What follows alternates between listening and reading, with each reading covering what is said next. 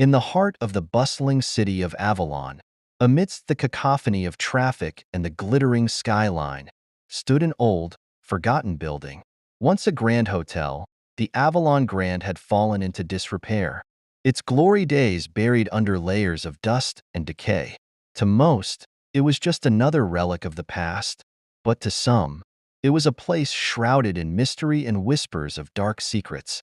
Elena Carter, a freelance journalist with a knack for uncovering hidden truths, had always been fascinated by the stories surrounding the Avalon Grand.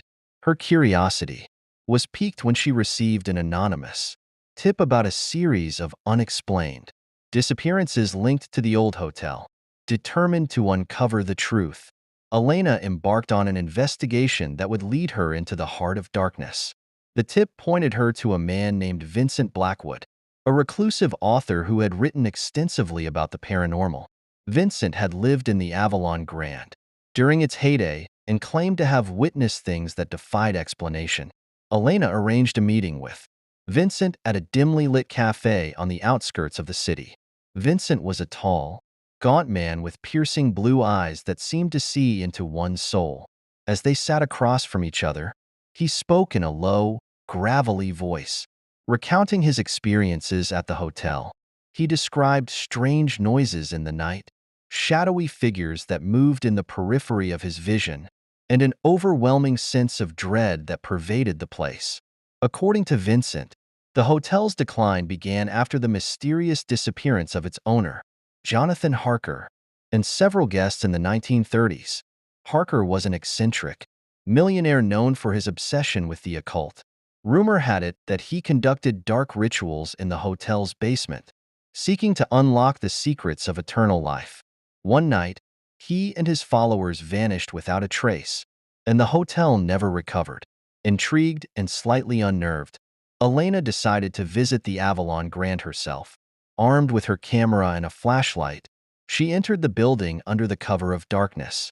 The air was thick with the scent of mildew and decay, and the floorboards creaked ominously under her feet. She made her way through the grand lobby, now a ghostly echo of its former self, and headed toward the basement.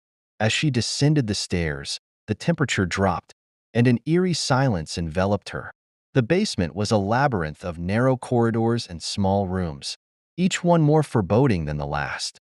In one of the rooms, she found an old, dusty book, Harker's journal. It detailed his experiments and rituals, filled with cryptic symbols and incantations. But what caught Elena's eye was the mention of a hidden chamber, a place where Harker believed he could communicate with otherworldly beings. Determined to find the chamber, Elena followed the clues in the journal, eventually discovering a concealed door behind a crumbling wall. She pushed it open and entered a small, circular room. In the center stood an altar, covered in strange symbols and surrounded by candles that seemed to light themselves as she entered. The air hummed with energy, and Elena felt an overwhelming sense of dread. Suddenly, the room grew darker, and the candles flickered wildly. Shadows danced on the walls, forming grotesque shapes. A low whisper filled the room, growing louder and more insistent. Elena realized with horror that she was not alone. The shadows coalesced into a tall, indistinct figure, its eyes glowing with a malevolent light. "Leave this place," the figure hissed. "You do not belong here." Heart pounding, Elena turned to flee, but the door slammed shut, trapping her inside. The figure advanced, and Elena felt a cold, clammy hand brush against her arm. In a panic, she remembered the incantations in Harker's journal. Desperately, she recited one, her voice shaking. The figure paused, its eyes narrowing.